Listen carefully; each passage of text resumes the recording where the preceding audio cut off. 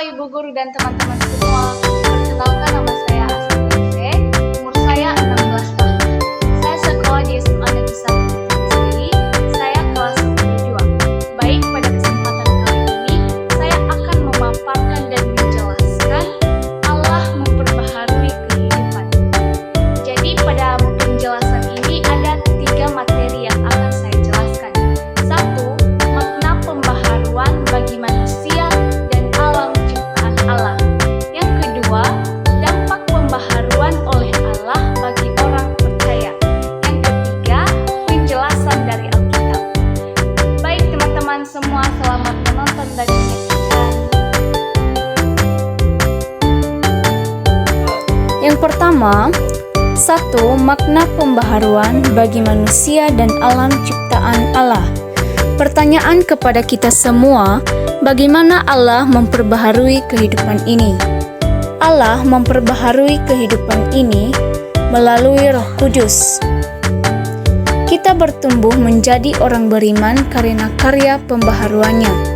Dalam Kisah Para Rasul 2 dikatakan bahwa setelah Petrus berkhotbah, banyak orang menjadi percaya dan dibaptiskan.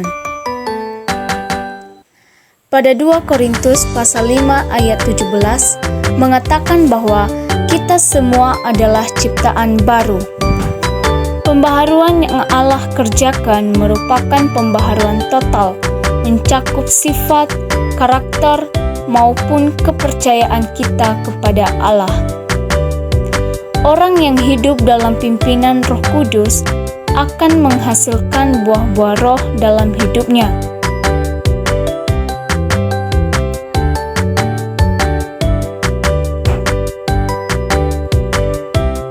Galatia pasal 5 ayat 23-23 menjelaskan buah-buah roh itu ada 9. Buah-buah roh itu adalah kasih, sukacita, damai sejahtera, kesabaran, kemurahan, kebaikan, kesetiaan, kelemah lembutan, dan penguasaan diri.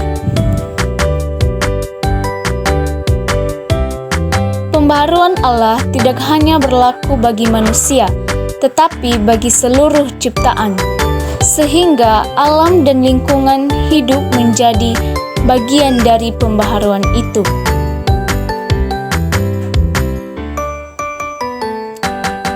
Bagian yang kedua, dampak pembaharuan oleh Allah bagi orang percaya.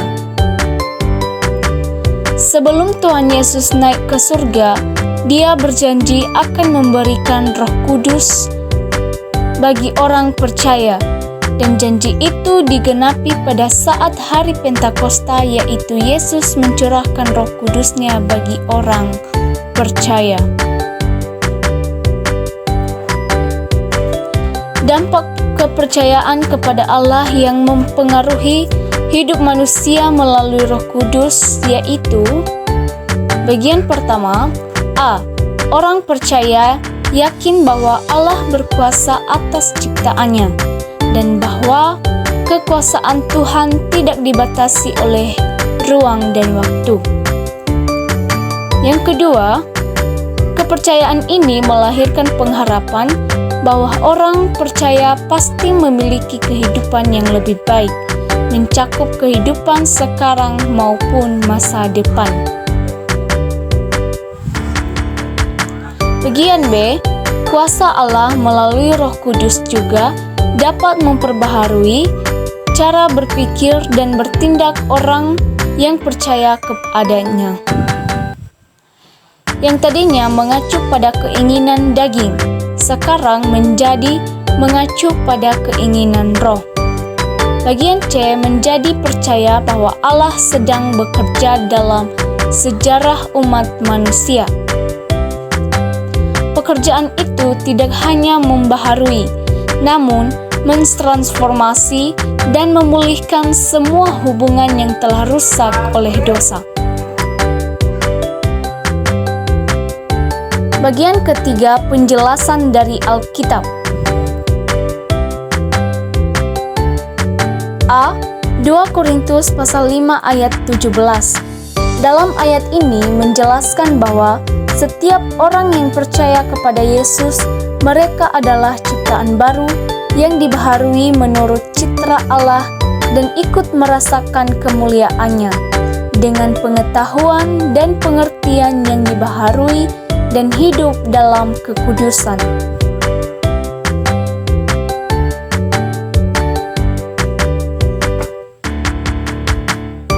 Contoh, Rasul Paulus, sebelum Paulus bertobat, Paulus mengenal Yesus sebagai manusia biasa.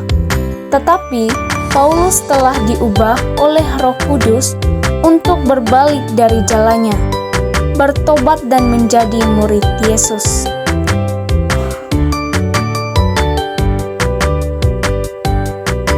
Roh Kudus telah mengubah Paulus menjadi ciptaan baru. Bahkan hanya Paulus saja yang diubah, tetapi semua orang yang percaya diubah menjadi ciptaan yang baru. Bagian B, Galatia pasal 5 ayat 22-23. Tadi kita sudah mempelajari sedikit buah-buah roh. Sekarang kita jelaskan. Macam-macam buah roh, yaitu yang pertama, 1. Kasih. Kasih adalah sikap manusia yang tulus dan bebas dari rasa benci, balas dendam, dengki, dan iri hati. Kedua, sukacita. Sukacita dianugerahkan oleh Kristus kepada para pengikutnya dan disampaikan dengan perantaraan Roh Kudus. Yang ketiga, damai sejahtera. Damai sejahtera adalah pemberian Kristus dan mencakup ketenangan batin secara hubungan harmonis dengan orang lain. Yang keempat, kesabaran. Kesabaran berkaitan dengan sikap seseorang terhadap orang lain dan mencakup sikap yang tidak membalas kejahatan dengan kejahatan. Yang kelima, kemurahan. Kemurahan adalah tindakan yang penuh kebaikan, khususnya kebijakan sosial. Dan yang keenam, kebaikan. Kebaikan adalah ketulusan jiwa yang membenci kejahatan. Kebaikan didorong oleh motif dan perilaku yang baik. Yang ketujuh, kesetiaan. Kesetiaan adalah tindakan yang didasarkan pada penghargaan kasih dan kepedulian. Yang kedelapan, kelemah lembutan. Kelemah lembutan didasarkan pada kerendahan hati dan menunjukkan sikap terhadap orang lain sesuai dengan penyangkalan diri. Dan yang terakhir yaitu kesembilan, penguasaan diri. Penguasaan diri mengandung arti tidak cepat marah, mampu mengontrol pikiran, perkataan, dan perbuatan.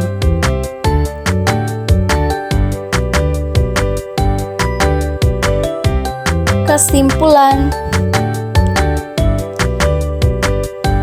Yang pertama, Allah adalah pembaharu kehidupan melalui Roh Kudus.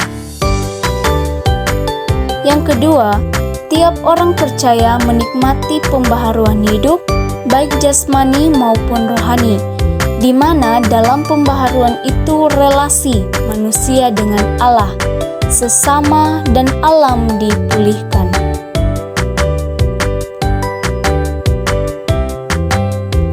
Yang terakhir, 3. Orang yang percaya kepada Allah adalah ciptaan baru yang hidup dalam pimpinan Roh Kudus. Baik semuanya, terima kasih telah menonton video ini. Semoga Tuhan Yesus memberkati kita semua.